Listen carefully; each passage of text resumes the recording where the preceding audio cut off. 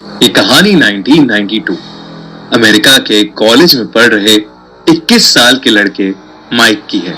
Christmas की जोरों शोरों से तैयारियां चल रही हैं और सभी स्टूडेंट्स को घर जाने के लिए वेकेशन मिला था।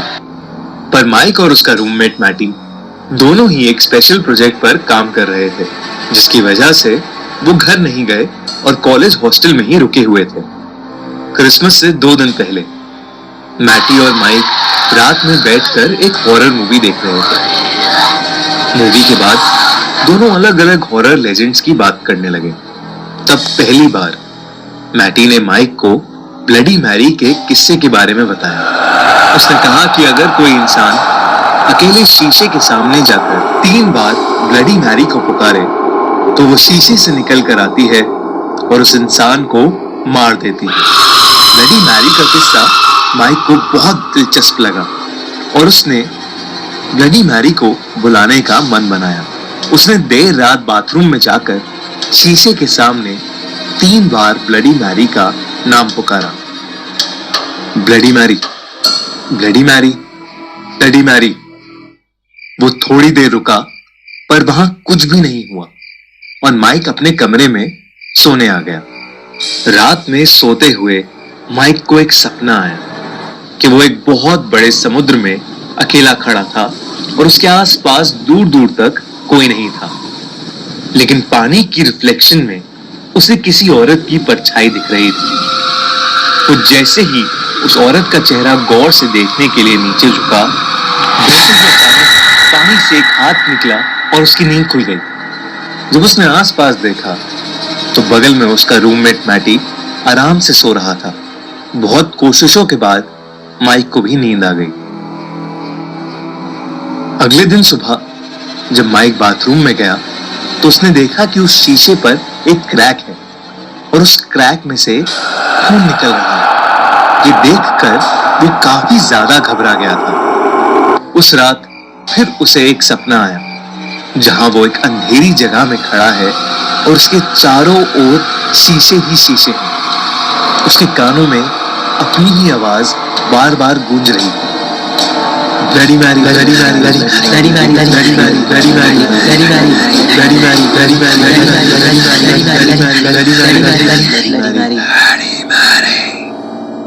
धीरे धीरे सारे शीशे क्रैक होने लगे। उस एक शीशे में नीले रंग का रोता हुआ एक बच्चा दिखा और वो उसके पास गया। उसके पास जाते ही वहां सारे शीशे गायब हो गए और वो जैसे ही पीछे मुड़ा, वहां ब्लडी मैरी खड़ी थी। ये देखकर उसकी नींद वापस खुल गई और उसने घबरा कर अपने दोस्त मैटी को भी नींद से जगा दिया।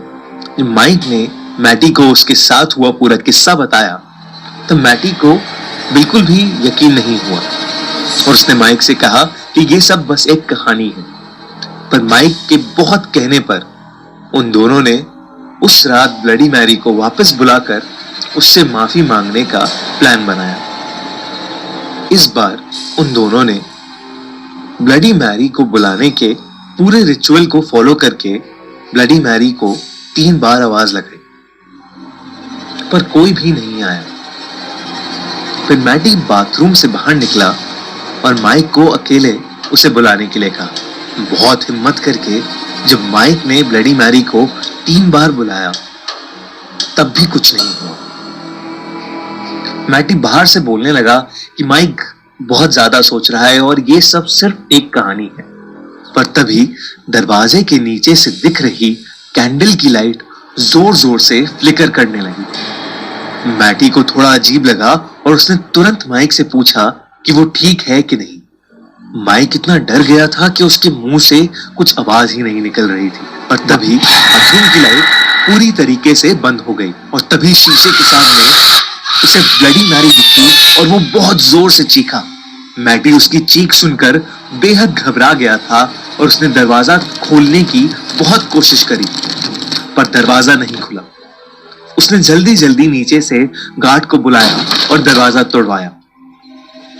जब दरवाजा खुला तो मैटी ने देखा कि वो शीशा टूटा पड़ा था और माइक का सर बाथरूम के सिंक में पानी में डूबा हुआ था।